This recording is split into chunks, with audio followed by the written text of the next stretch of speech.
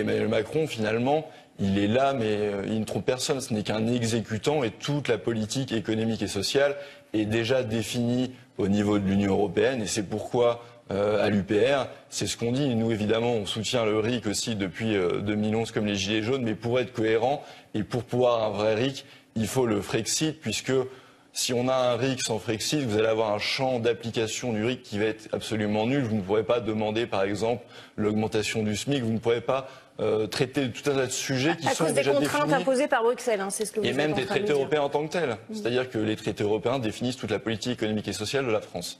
Donc si vous avez un RIC dans ces conditions, c'est pas un vrai RIC, puisqu'il y a des sujets lesquels vous n'avez pas le droit de parler.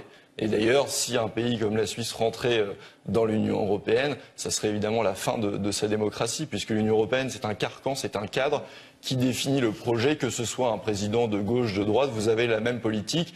Et les Français et les Gilets jaunes commencent à s'en rendre compte, puisqu'on voit dans les manifestations, j'ai vu à Toulouse, à Clermont-Ferrand, à Paris, à Bordeaux, des Gilets jaunes avec des panneaux qui réclamaient à la fois le RIC et à la fois le Frexit. Et évidemment, à l'UPR, on ne va pas se plaindre de ça.